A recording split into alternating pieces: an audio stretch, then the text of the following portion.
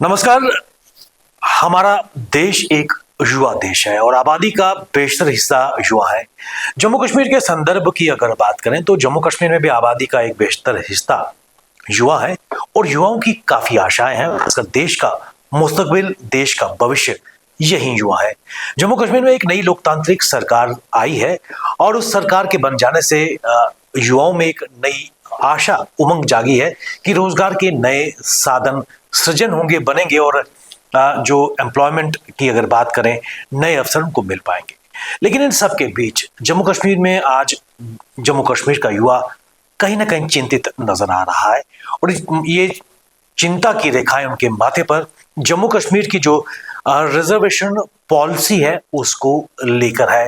क्योंकि खासकर general category या फिर ओपन कैटेगरी की अगर बात करें, वो ज्यादा इस रिजर्वेशन पॉलिसी से चिंतित नजर आ रहे हैं। क्या है रिजर्वेशन पॉलिसी और कितना इम्पैक्ट खासकर जम्मू कश्मीर में न केवल नौकरियां बल्कि प्रमोशन पे इसका प्रभाव पड़ता नजर आएगा। इन सब विषयों पर बात करने के लिए हमारे साथ जुड़ चुके हैं श्री परवीन शर्मा जी, जो किसी तारुफ के मोहताज नहीं है। आप फाउंडर डायरेक्टर हैं सर कॉलेज ऑफ कॉम्पिटिशंस के और पिछले कई साल से युवाओं को एक नया विजन देने का प्रयास कर रहे हैं। परवीन जी, स्वागत है आपका। धन्यवाद। परवीन जी, शुरुआत में जिस तरह मैंने कहा कि युवाओं के चेहरे पर चिंता की रेखाएं हैं। पहले ये रेखाएं इसलिए थी कि रोजगार के साधन नहीं थे, अब कुछ वैकेंसी सामने आई हैं, खुशी तो है, लेकिन उसके साथ साथ जो जनरल कैटेगरी है उनके माथे पर चिंता की रेखा है। क्या कहेंगे जम्मू कश्मीर की जो रिजर्वेशन पॉलिसी है उसके संदर्भ में, और भारतवर्ष में इस वक्त क्या तस्वीर निकल के आ रही है? देखिए विवेक जी, रिजर्वेशन के इशू पे आने से पहले मैं थोड़ा सा पीछे जाना चाहूँगा। सबसे पहले जब हम इंडिपेंडेंट हुए तो उसके बाद आपको पता है ये बहुत बड़ा देश है और बहुत सारी डिस्पैरिटीज थी भी और हैं भी, और देश तभी तरक्की करेगा अगर हम सब लोग इकट्ठे चलेंगे। तो बहुत सारी सेक्शंस ऑफ द सोसाइटी ऐसी थी जो पीछे रह गए थे, उनको आगे लाना बहुत ज़रूरी था, तभी हम आगे चल सकते थे।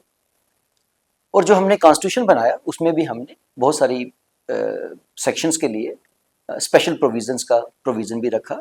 अगर हम कॉन्स्टिट्यूशन की बात कर रहे हैं, SCs, STs, वुमेन के लिए स्पेशल प्रोविजंस की बात की गई है, फिर बैकवर्ड क्लासेस के लिए स्पेशल प्रोविजंस की बात की गई है। तो कई सारे स्पेशल प्रोविजंस बनाए गए for various sections of the society. उन्हीं में एक प्रोविजन है रिजर्वेशन। रिजर्वेशन मैं ये कहूँगा this is the highest form of special provision which can be provided to any community. तो SCs, STs के लिए रिजर्वेशन पहले से थी और फिर डिबेट होती रही रिजर्वेशन के इशू पे। कई कमीशन हमने सेटअप किए, 53 में भी किया, 80s में मंडल कमीशन, 79 में हमने सेटअप किया, उसकी रिपोर्ट आई। फिर हमने OBCs को रिजर्वेशन दी 27%, बिकॉज मंडल कमीशन ने रिकमेंड किया था कि 27% reservation should be given to other backward classes. और फिर लेटेस्ट जो आपको पता है इकोनॉमिकली वीकर सेक्शंस के लिए भी 10% किया गया इन 2019। इन सब के बीच में अगर हम थोड़ा सा देखें तो जब 27% रिजर्वेशन OBCs को दी गई, the matter reach to the Supreme Court of India, और सुप्रीम कोर्ट ने अपनी ऑब्जर्वेशंस में बहुत सारी बातें कही। उनमें एक बात यह थी कि रिजर्वेशन 50% से ज़्यादा नहीं होनी चाहिए, एक बहुत बड़ी बात थी। फिर ये भी कहा रिजर्वेशन प्रमोशंस में नहीं होनी चाहिए, क्रीमी लेयर का कॉन्सेप्ट जो है उसको इंट्रोड्यूस किया। तो बहुत सारी इंपॉर्टेंट ऑब्जर्वेशंस कोर्ट ने दी और कुछ सालों तक ये जो रिजर्वेशन का इशू था ये थोड़ा ठंडा रहा और ठीक से चलता रहा। EWS के लिए आ गया तो 50% का जो वो एक कैप थी उसको भी क्रॉस ही कर दिया, एक तरह से 60% रिजर्वेशन हो गई।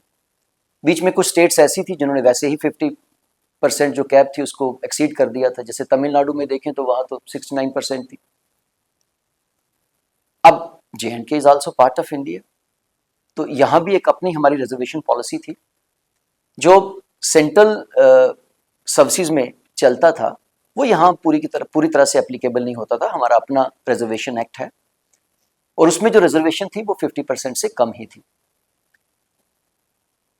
देखो 50% से कम रखने का एक कारण था, जैसे कोर्ट ने जो ऑब्जर्वेशन दी उसका कारण ये था कि कॉन्स्टिट्यूशन के प्रोविजंस को देखें ना, ये तो कहा गया है कि इन सेक्शंस के लिए स्पेशल प्रोविजंस होने चाहिए। इसके साथ साथ कुछ ऐसे भी आर्टिकल्स हैं कि आपने इस इश्यू को डील करना है keeping in mind the overall efficiency of administration. ऐसा भी नहीं होना चाहिए कि पूरा सिस्टम ही कोलैप्स कर जाए। रिजर्वेशन का पर्पस है कि जो पीछे रह गए हैं उनको आगे लाना है। इसका पर्पस ये हरगिज नहीं है कि जो बाकी लोग हैं उनको पनिश करना है। सो एक बैलेंस बनाने की जरूरत है और 50% से वो बैलेंस बना हुआ था। लेकिन हर पॉलिटिकल पार्टी किसी न किसी तरह से कोशिश करती है कि हमें इस कम्युनिटी का वोट मिल जाए, हमें इस कम्युनिटी का वोट मिल जाए। तो वोट बैंक की पॉलिटिक्स भी मैं कहूंगा कुछ हद तक वो आ जाती है सामने, और रिजर्वेशन को हमने एक्सीड करना स्टार्ट कर दिया। यहाँ पे भी लेटेस्ट जो ST2 एक क्रिएट की गई, जिसमें पहाड़ी कम्युनिटी है, जिसमें गद्दा ब्राह्मण्स हैं, कोलीज हैं, पाडरी ट्राइब है, उनको ST2 करके 10% रिजर्वेशन दे दी गई। मैं ये नहीं कहूंगा कि इनको रिजर्वेशन नहीं देनी चाहिए थी, ऐसा नहीं है। They are also by and large similarly placed, जैसे गुज्जर बकरवाल के साथ है वैसा ही इनके साथ भी है। लेकिन गवर्नमेंट को ये सब करते वक्त एक चीज का ध्यान रखना चाहिए था कि 50% की कैप को इंक्रीज नहीं करना चाहिए था, उस लिमिट को एक्सीड नहीं करना चाहिए था। अब उस लिमिट को एक्सीड करते करते हम पहुंच गए हैं 60% रिजर्वेशन वैसे है, फिर हॉरिजॉन्टल रिजर्वेशन है तो 60 से 70 के बीच में रिजर्वेशन हो जाती है, जबकि 69% of the population is open category, general category population. तो आप सोचिए 31% के लिए you are providing 60 to 70% reservation, जो गलत है। वो मुझे लगता है कहीं ना कहीं गवर्नमेंट को इसके ऊपर सोचना चाहिए। और रिजर्वेशन ठीक है, रिजर्वेशन दीजिए, कोई दिक्कत नहीं है, इन कम्युनिटीज को भी दीजिए, ये डिजर्व करते हैं, ये मैं मानता हूं, लेकिन विद इन द 50% लिमिट। और अगर हम इकोनॉमिकली वीकर सेक्शन को कहें तो चलिए 10%, 10% वो रहता है, तो उससे ज्यादा एक्सीड नहीं करना चाहिए था। वर्तमान समय में क्योंकि 5 अगस्त 2019 के बाद जम्मू कश्मीर एक केंद्र शासित प्रदेश में इसका सांचा डल गया और एक नई रिजर्वेशन पॉलिसी भी सामने आई। जब नए केंद्र यूटी के रूल्स यहाँ पर इम्प्लीमेंट होके सामने आए, तब की तस्वीर में कुछ अंतर नजर आ रहा था, क्योंकि मार्च 2024 के बाद एक रिजर्वेशन पॉलिसी का एक नया स्वरूप सामने आया। देखिए, बहुत सारे प्रोविजंस इंडियन कॉन्स्टिट्यूशन के हमें अप्लाई नहीं करते थे, ठीक है। हमारी रिजर्वेशन पॉलिसी डिफरेंट थी, विच वाज लेस देन 50%, यहाँ 50% से कम ही था। अब हमने क्या किया, अच्छा यहाँ एक आरबीए को बहुत बड़ा चंक था जिनको रिजर्वेशन थी, वहाँ ओबीसी है, यहाँ आरबीए था, तो ये थोड़ी एनॉमलीज भी थी। सेंटर के लिए जब आपने अप्लाई करना है तो आप अदर बैकवर्ड क्लासेस, क्योंकि वहाँ तो आरबीए नहीं है और यहाँ आरबीए है ना। यहाँ और बहुत सारी कैटेगरीज हैं, जैसे लाइन ऑफ एक्चुअल कंट्रोल है, इंटरनेशनल बॉर्डर है, आरबीए है। तो पहले रिजर्वेशन 50% से कम थी। अब ओबीसी के लिए पहले 4% थी, ओबीसी में नॉमेनक्लेचर भी हमने चेंज किया, weak and under privileged classes को हमने ओबीसी में कन्वर्ट किया और 4% से बढ़ा के हमने उसको 8% कर दिया, और इसी तरह से हमने 10% ST2 क्रिएट कर दिया, 14% तो यही ऐड हो गया, plus 10% is for economically weaker sections. तो सर्टेनली जो यूथ जिसकी आप बात कर रहे हो ना, उनका कंसर्न बहुत जेन्युइन है। जब 100 पोस्ट निकलती हैं और उनमें से उनको पता चलता है कि 70% of them almost they are reserve, तो they feel bad about it. और उनको भी लगता है कि जो जनरल कैटेगरी का, जब मैं कहता हूँ जो नॉन रिजर्व्ड जो प्रोपोर्शन है वो श्रंक होता जा रहा है, तो मुझे लगता है सरकार को इसके ऊपर सोचना चाहिए। रिजर्वेशन जो डिजर्विंग है उनको मिलनी चाहिए, मिलती रहनी चाहिए, और 50% वाला जो रूल है मुझे लगता है उसको कहीं ना कहीं ध्यान में रखना चाहिए। अब प्रवीण जी, जम्मू कश्मीर की जो घटनाएं होती हैं, इश्यूज होते हैं, आपकी बारीक नज़र उन पर रहती है। एक समय वो भी था कि जम्मू कश्मीर में मात्र 43% रिजर्वेशन थी, लेकिन आहिस्ता आहिस्ता, जिस तरह आपने कहा कि वोट बैंक की राजनीति भी हावी होती नजर आ रही है। मार्च 2024 के बाद जो नई डिस्पेंसेशन खासकर रिजर्वेशन पॉलिसी में लागू हुई, उससे पहले लगभग SC के लिए 8, ST के लिए 10, इकोनॉमिक वीकर सेक्शन के लिए 4 थी, ALC RB के लिए 4 थी, RBA के लिए 10 थी, पहाड़ी भाषी समुदाय के लिए 4, इकोनॉमिक वीकर सेक्शन के लिए 10% का आरक्षण था। तो कुल मिलाकर ये 50% का आरक्षण सामने नजर आ रहा है। ऐसे में रिएक्शंस क्यों सामने आए? क्योंकि 575 लेक्चरर्स की पोस्टें सामने आई, जिसमें मात्र 238 ओपन कैटेगरी के लिए थी। तो तब से कहीं ना कहीं मुझे लगता है कि रिजेंटमेंट और भी वोकल तरीके से सामने आ। देखिए, वो तो होगा ही, जैसे हमने कहा कि 69% पॉपुलेशन जो है वो जनरल कैटेगरी पॉपुलेशन है, तो उनको लग रहा है जो उनका वो डोमेन है वो कम होता जा रहा है, वो श्रंक होता जा रहा है। जहां आपको 100 में से 60 to 70% seats are already reserve, तो उनको लगता है ये 30%, they feel bad about it. इतने इतने सालों से पढ़ रहे हैं, जब जॉब्स निकलती हैं तो उनको पता चलता है कि बहुत सारी सीट्स रिजर्व हो गई हैं, तो they feel bad about it. मैंने कहा ना, I am not saying that reservation is bad. Reservation का एक पर्पस है, और वो पर्पस जब तक हम अचीव नहीं कर देते, वो पर्पस हल नहीं हो जाता, तब तक वो रिजर्वेशन चलेगी। लेकिन we need to strike a balance between the interest of the backward sections of the society and the rest of the society. कोई भी सेक्शन ऐसा नहीं होना चाहिए जिसको ये लगता हो कि हमें कॉर्नर किया जा रहा है। एक इंटरेस्टिंग चीज मैं आपके साथ शेयर करना चाहूंगा, जिस तरह आपने कहा कि रिजर्वेशन उन लोगों के लिए होनी चाहिए जो कहीं ना कहीं पसमानदा है, पीछे हैं, पिछड़े हुए हैं, उनको रेस्ट ऑफ द सोसाइटी के साथ पैडल लाना है। जम्मू कश्मीर में राजौरी पुंछ की अगर बात करें तो शायद ही वहाँ पर कोई आदमी है जो किसी न किसी रिजर्वेशन से जुड़ा हुआ है, उसका फायदा ले रहा है। और इसके बीच में एक बैलेंस क्रिएट करना भी एक बड़ा क्योंकि एक वेरी सेंसिटिव, बहुत सेंसिटिव ये एक इशू है, किस नजरिए से लेकिन ऐसा नहीं होना। अब जब हम, आपने खुद ही कहा कि रिजर्वेशन की बात करते हैं, पुंछ और राजौरी में शायद ही कोई ऐसा होगा जो रिजर्वेशन से बाहर होगा।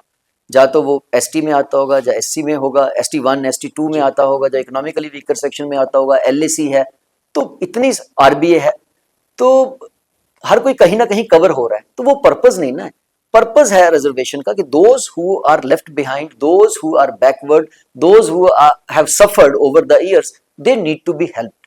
तो उसमें कुछ ना कुछ, जैसे ओबीसीज के केस में तो एक क्राइटेरिया अप्लाई करते हैं, क्रीमी लेयर का कंसेप्ट है।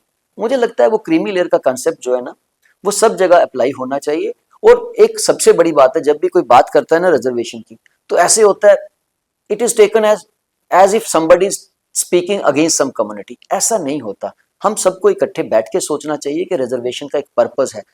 किसी भी कम्युनिटी में, चाहे वो SCs हो, चाहे वो STs हो, चाहे वो अदर बैकवर्ड क्लासेस हो, those who have already come up, those who have become socially advanced, they should not be given the benefits of reservation. वो जो रिजर्वेशन उनके लिए है उसी कम्युनिटी के लिए रहेगी, लेकिन उसको मिलेगी जो ज्यादा डिजर्व करता होगा। So these benefits they should reach to the most deserved sections of the society. उसीलिए इसी को ध्यान में रखते हुए सुप्रीम कोर्ट ने अभी पीछे कहा कि सब क्लासिफिकेशन SCs और STs के केस में होनी चाहिए, हो सकती है। देखिए, एक बात और बताऊं, ये जितने भी रिजर्वेशन से रिलेटेड प्रोविजंस है ना, ये सब कॉन्स्टिट्यूशन में, ये सब इनेबलिंग प्रोविजंस हैं। You can not force the state to make special provision for anybody. ये इनेबलिंग प्रोविजंस हैं, ये स्टेट को एम्पावर करते हैं। स्टेट स्पेशल प्रोविजन इनके लिए बनाती है, तो you can not challenge that as violation of right to equality enshrined in Article 14, 15, 16, है ना, which talks of equality or equality of opportunity in public employment. But then, yes, all this is to be done in a very fair manner और एक reasonable limits में होना चाहिए। और मुझे लगता है वो लिमिट जो कोर्ट ने डिसाइड की थी ना, उस लिमिट को, कोई एक्स्ट्राऑर्डिनरी सिचुएशन हो सकती है, कोई एक्स्ट्राऑर्डिनरी केस हो सकता है, जहां वहां भी हमें बहुत स्पेशल केयर एक्सरसाइज करनी पड़ेगी, वहां आप 50% को एक्सीड करें। Otherwise all this should be kept within the limits. Praveen ji, जिस तरह मैंने कहा कि एक बहुत ही सेंसिटिव इशू है, क्योंकि समाज का भविष्य ही बच्चे हैं, और अगर 100 में से 31 सीट्स या से फॉर एग्जांपल 40 बच्चे भी ओपन मेरिट में सामने आएंगे, कहीं ना कहीं उनका मयार 90s में है, और जो रिजर्वेशन जिनको मिल रही है पसमानदा तबके के लिए 40, 35, 36, 80, 40s के बीच में होगा, तो एक गैप क्वालिटी ऑफ सर्विस में भी कहीं ना कहीं आने वाले समय में नजर आए। देखिए, मैं इसको दो तरह से लेता हूँ। एक एस्पेक्ट है जिसपे आप अभी, जिसने आपने बात की जिस तरह से की, just because somebody is from the reserved category does not mean he or she is incompetent. There are many lists which we have seen. Topper जो होते हैं ना, वो रिजर्व्ड कैटेगरी से होते हैं, and they become toppers not because they are from the category, they are there at the top position because of their competence, because of their merit only. So किसी का रिजर्व्ड कैटेगरी से होना ये मतलब नहीं है कि वो हमेशा लेस मेरिटोरियस होगा। बट यस, जिसको जॉब या जिसको एडमिशन किसी इंस्टीट्यूशन में कैटेगरी की वजह से मिलती है, वहां थोड़ा मेरिट के साथ कंप्रोमाइज होता है। तो मैंने वही कहा कि मेरिट के साथ हम कितना कंप्रोमाइज कर सकते हैं, है ना, we can go to a limit and that limit needs to be decided, otherwise तो सिस्टम कोलैप्स कर जाएगा ना। So we need to strike a balance between the interests of these sections of the society and the rest of the society. We have to see that merit is not compromised. You cannot compromise it in its entirety. ऐसा नहीं है ना कि पूरा ही आप compromise कर सकते हैं, किसी हद तक आप compromise कर सकते हैं, and that is what needs to be kept in mind. Government जब भी reservation की बात करती है, जब रिजर्वेशन के रिगार्डिंग कोई डिसीजन लेती है, तो मुझे लगता है ये हमें ध्यान में रखना चाहिए कि रिजर्वेशन का बेनिफिट उन लोगों तक पहुंचना चाहिए जिनको उसकी बहुत ज़रूरत है। एक संवाद, एक डिस्कशन पहले भी उठी हुई है कि रिजर्वेशन कब, कहां तक और कितनी देनी चाहिए। जॉब एम्प्लॉयमेंट लेते वक्त, जॉब लेते वक्त और प्रमोशन लेते वक्त कितनी बार, एक बड़ा सा विवाद, डिस्कशन भी सामने आ रही है। इस पर आपका क्या राय है? गवर्नमेंट इस पे भी कर सकती है, उससे भी क्या होगा, जो स्प्रेड होगा ना वो बढ़ जाएगा। देखिए, हालांकि उसका एक काउंटर भी है कि you need people from these sections of the society, mean reserved categories at all the levels. It is not that you have given them a reservation at one point only. We need to have those people at every level. That is there. But then also, अगर हम कुछ इस तरह का करते हैं तो उससे क्या होगा, स्प्रेड ज्यादा होगा, उसी कम्युनिटी के ज्यादा लोगों तक रिजर्वेशन का बेनिफिट पहुंचेगा। बिल्कुल अंत में, क्योंकि कल जम्मू कश्मीर के मुख्यमंत्री उमर अब्दुल्ला ने एक कैबिनेट सब कमेटी फॉर्म करने की भी घोषणा की है, जिनमें तीनों कैबिनेट मंत्री रहेंगे और कहीं ना कहीं इसको रिव्यू भी करेंगे, क्योंकि नेशनल कॉन्फ्रेंस का जो मैनिफेस्टो था उसमें एक चीज़ ये भी थी कि जो ये रिजर्वेशन पॉलिसी है इसके इम्बैलेंस को भी दूर किया जाएगा। और इसको लेकर उनके सांसद आगा सईद मेहंदी रहुल्ला के भी तेवर थोड़े तेज होते नजर आ रहे हैं।